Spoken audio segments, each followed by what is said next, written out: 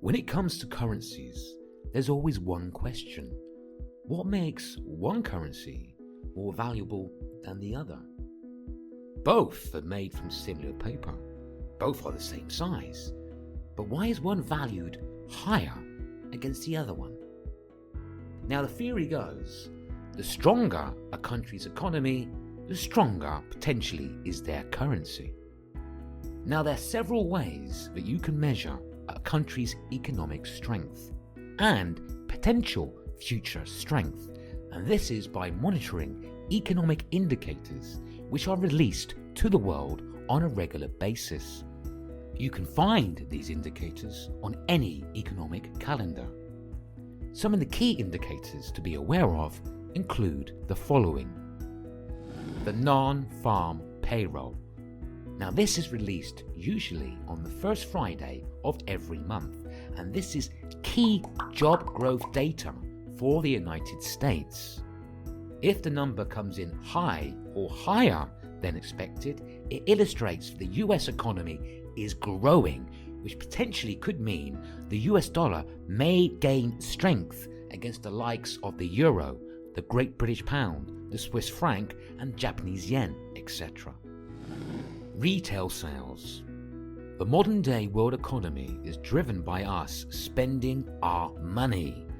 This data is released from a number of different countries, and the theory is if retail sales are growing, it means we're spending our money. The consumers are confident and there is more capital going into the economy, which potentially means the economy is growing, which could impact the value of that country's currency. Unemployment rate. Unemployment rate measures the percentage of individuals unemployed in that country.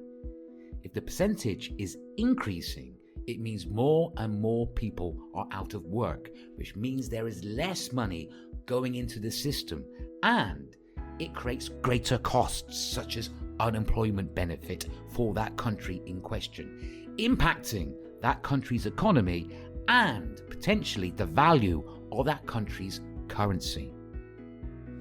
GDP, or gross domestic product. Now, this measures the overall health of a country's economy. If the percentage is increasing, then happy days. The country economy is growing, and this could increase the currency's value. However, if it's decreasing, not good, and that could indicate the country is struggling, and so could its currency. CPI, Consumer Price Index. This measures the value of a basket of goods. In other words, inflation.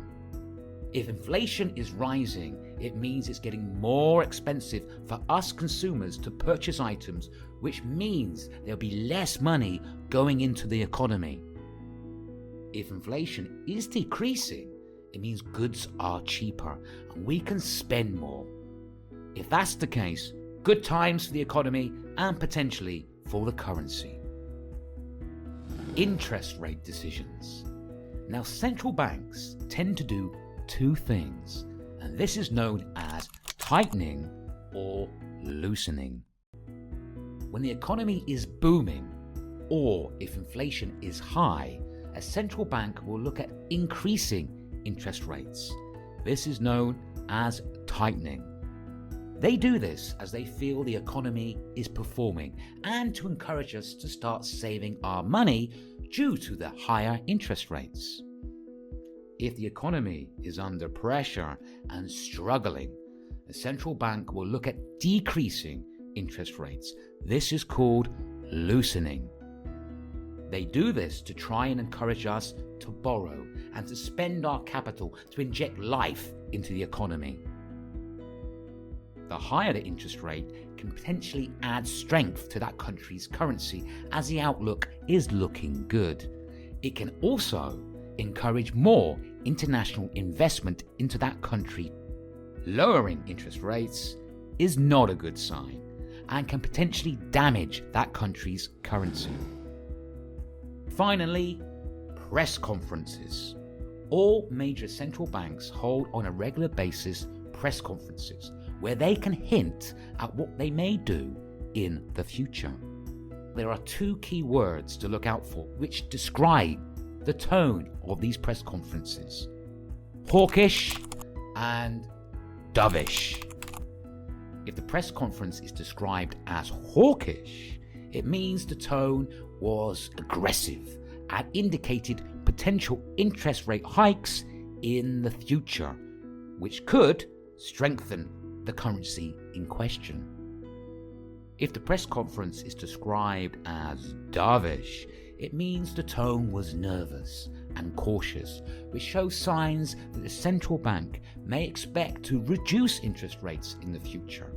This can impact the currency in question in a negative way. So these are some of the key indicators to use when you're using fundamental analysis to trade currencies.